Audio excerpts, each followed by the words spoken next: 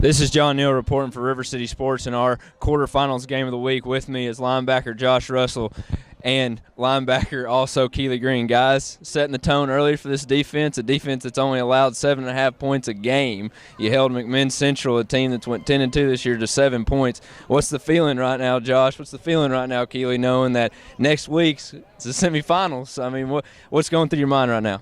I feel very excited, but we just got Sunday we got to go back to work, you know what I'm saying? What about you, Keely? I mean, yeah, most definitely everybody's excited, but, I mean, we just got to come back and prepare harder next week because our core, they're going to bring it to us. So, we just got to up our intensity a little bit more and prepare a little bit more better and then be ready for Friday night.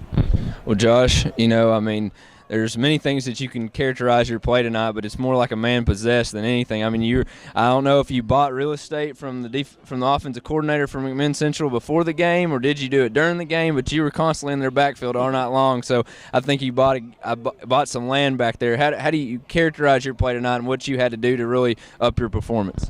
This game, he sent me on a lot of blitzes. Usually he doesn't do that, but because usually I'm just more like a pass linebacker, but he had me blitzing a lot of plays this game.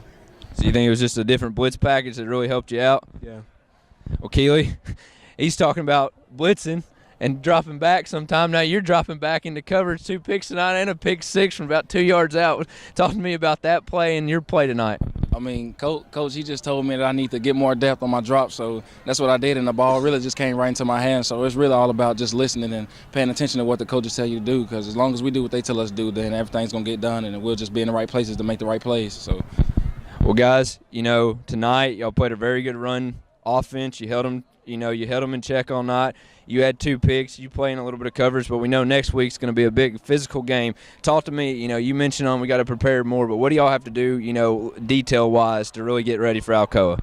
Just a lot of reps and got to get mentally strong, because Alcoa is a different team than who we usually be playing. So we just got to get mentally strong and just prepare. Really good. What about you, Keely? We really just got to key in on all our responsibilities because, Coach, he telling us that the running back from our core he pretty good. So, really we just got to wrap up and, go step by step and practice through all our reps and, everything come and play Friday. Well, this is John Neal reporting for River City Sports. With me is 2 outside linebackers, star linebackers, you would say, for Notre Dame Fighting Irish. They were able to stop the Mcminn Central run game and hold them to a score of only 7 points tonight. And our co-defensive players of the game, Josh Russell and Keely Green. We'll see you next week from Finley Stadium as they take on the Alcoa Tornadoes.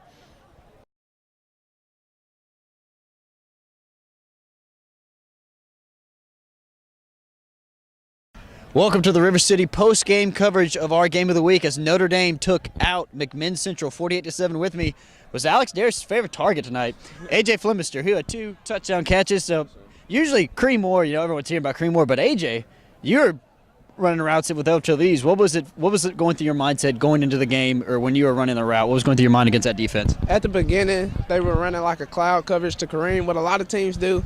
And when that happens, like Coach Fenton always says, we need other people to step up. And I just felt like I needed some respect out there that I wasn't getting, so I felt like every chance I get, why not make them pay? And that's just the mindset I had going into it. And that one touchdown you had up the middle, and now you said to me that you got it. At first glance, I was like, I don't know if he had it or not, but really just a terrific catch up the middle. What kind of route was that, and what kind of coverage do you think they were running right there? It was a post, and they were running too high in the way we set it up. We sent the divide route up the middle, which freed it up, and it was me one-on-one with the corner. Like we do in practice, we compete in practice, so it was just competition for the ball, and it was whoever was going to get to it first. So I just wanted to beat the guy there and make the play. And with a quarterback like Alex Darris, who had probably one of the best nights that we've seen in the area, do you think anything's possible when you have a quarterback like Alex Darris throwing the rock to you? Oh, yeah, anything's possible. When you got somebody like that back there that has the athletic trait and is also smart and doesn't make too many bad decisions, you can make a lot of happen. Anything is possible. You got to always expect the ball. And especially with your offense, now defensive side of the ball, we'll go to defense. Now, you guys, like you were asked earlier, you've only given up 7 points a game. That's a big number when you say 7, but what is the key to success for your defense so far this year? No matter who you've played, you guys have just stepped up against every challenge. It's the relentlessness that we show and how competitive we are as a group. At the beginning of the game, they were moving the ball kind of, but it got to a point where we were all just like, It's time for us to stand down and we're not budge. We gotta do what we have to do and stop them because we don't like people getting into our end zone. That's what we hate the most. So after they got that first touchdown, it was like reality, and we had to step it up to a whole nother level. And you forced 3 turnovers right after that, especially with the play of Keely Green and Russell. I mean, when you got 2 guys like that right over the middle, what do you think is going? What do you think you guys have to do now going into next week? As Alcoa just beat CAK 35-14, what do you guys got to do going into next week against a very tough Tornado team? I mean, we got to prepare. That's what it comes down to. Preparation and how good we have a week of practice will determine how good we play on Friday. I mean, Alcoa is a good team, and we know it's going to take a lot to beat them. So we got to prepare like crazy every day. We got to go into practice with a mindset that it could be our last chance, and we got to go at it. We got to get it. And with that, Notre Dame plays Alcoa next Friday. And with that game, with a win there, Notre Dame will advance to state. But with me is A.J. Flemister, who had 2 touchdown catches today. I'm Jake Chapman with River City Sports.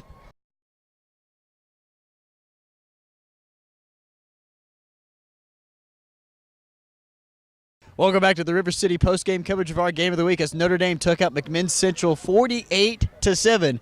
With me is our RCS player of the game, quarterback Alex Darris. Alex, you can do it all. You can run, you throw, and you can even kick. I didn't know you could kick till today, and I was at one of your games. I didn't know you can kick. But here's the stat for you. Like I said earlier to you, 21-25, 298 yards and 4 touchdowns. Alex, what was going through your mind entering this game when you're having such a monster performance? I was just trying to stay calm because I knew if I'd get too high, I'd start to overthrow everything and get too antsy. But I knew if I'd stay calm, I'd be able to make clear reads and make good throws. And when you got guys like A.J. Flemister and Kareem Moore and Austin Banks, does it kind of like ease the burden on you a little bit? It really does. Like when we have Austin who can just run the ball all over the place, and they load up the box, and it makes everything more open in the outside. It really helps. And then having guys like Kareem and AJ who can just go up and snag on people, it's really good. And I was surprised. I mean, AJ, Kareem, he's been your favorite target. He had 14 touchdowns, but AJ tonight with 2. What was the difference tonight seeing AJ open and Kareem open? I mean, when they started to take away Kareem, we knew we had AJ and other weapons outside, and he's just been doing a good job of getting really with the program and getting in rhythm with us, and it's been really good. And, we could talk about your offense all day. I mean, with the talent you guys have, your offensive line especially, but defensively, after you guys give up that touchdown, it was completely different. You forced 3 turnovers. And your defense is giving up only 7 points a game. Yes, sir. What is your defense? What has been your defense's mentality all year? They just been talking have good sideline speed and just hitting hard, and it's really helped us out because when they can shut down the offense and give us more possessions and stuff, it really helps us do a good job on offense. And you also got you have names everywhere on your team. You have Enos and you have Russell and Green and everything like that. I mean, Enos leads the area in tackles, and Russell had a really big game tonight with a couple big sacks, and Green finally got that pick 6. Yes, so, sir. But is this more of a combined unity for the whole team for you guys? Yes, sir. When we do a good job of working together as a team, we get results like this, and it's just been really good for us, and we just keep working hard like this, and we'll do good and hopefully make it to December. Now, you're semifinals. Alcoa, they're coming here. What do you guys got to do to prepare for Alcoa? A very talented Alcoa team. We just got to keep preparing like we have been. We do what's good for us and what works for us, and when we do that, it really helps us out. And with me is our RCS player of the game, Alex Darris, who threw for almost 300 yards and 4 touchdowns. I'm Jake Chapman with River City Sports. Our post-game coverage coming up after this.